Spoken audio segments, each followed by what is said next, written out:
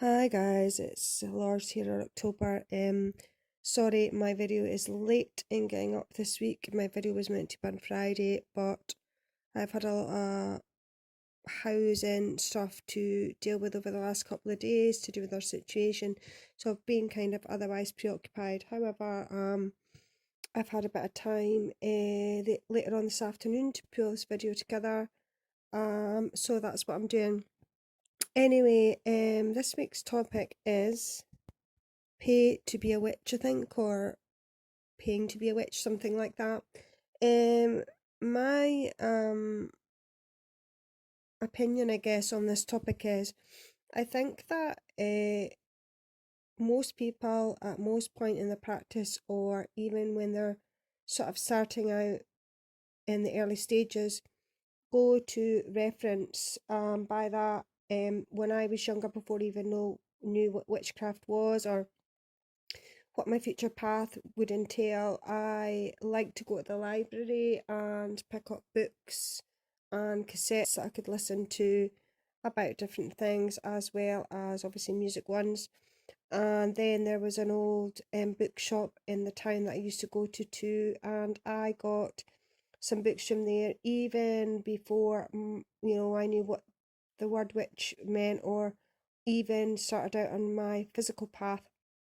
So I think even sometimes before you know where your path's headed or what your future plans are that way, you do go to reference a lot. Now, obviously, those authors are paid authors, and a lot of them are quite well known, although a lot of the books I was drawn to when I was young were not really specifically big, massive authors.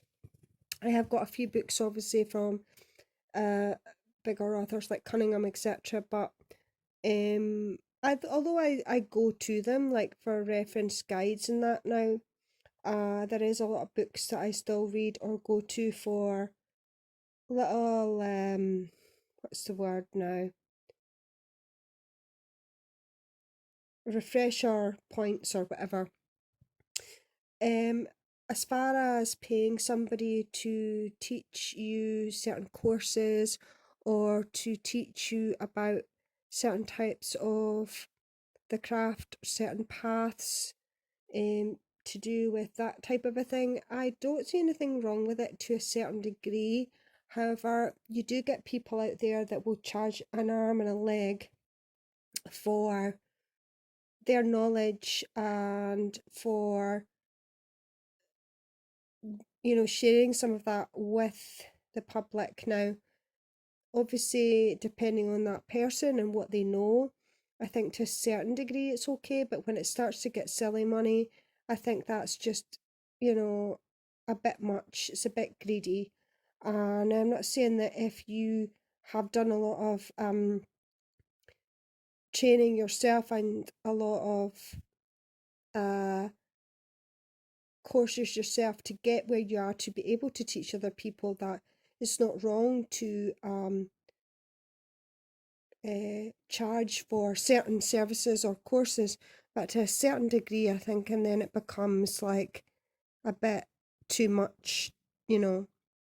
As far as myself, I mean, I like to learn, but I like to kind of do it the old fashioned way, and that's how a lot of things I've found out and learned and kind of extended my knowledge by personal experience, by getting hands on, getting out into nature, homing in on different places that resonate with me with my physical practice. Uh, sure, I've read books, and sure, I home in on some reference uh, pieces to kind of keep my mind fresh with different information. But when it comes to the physical learning of things, I prefer to do it the old fashioned way. That's just me, but I mean, is there anything wrong with, doing courses that are paid for? Absolutely not, as long as it's, like I say, you're not being overcharged, overpriced, or ripped off, or that is a one-off thing where you need to gain certain pieces of knowledge about certain things, and it's not a huge amount of money, but you feel that that money is well spent based on what it is you're going to gain from that, that's totally fine. I think when people start to get greedy or start to overcharge or charge for maybe things that they may not be that specifically homed in on or tuned in on, but people may think they are, I think that that is not a good idea.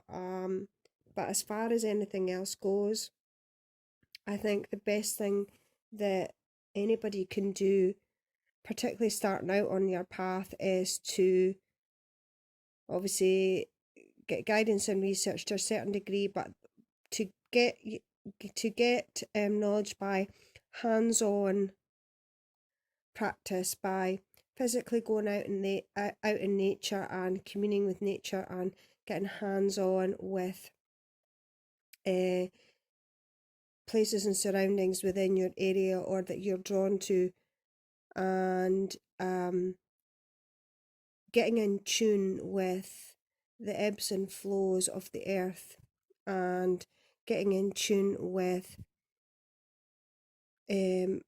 how different energies are, what different things feel like, vibrations and frequencies, and that type of things that you feel when you're out and about, and get to know them and learn them and kind of use those to further guide you on your path. I have found anyway that those have been the biggest teachers for me. Nature's been the biggest teacher for me, and that costs nothing. So that's pretty much what I would have to say about this week's topic. I hope you guys enjoyed. Lots of love, and I will catch you soon. Bye.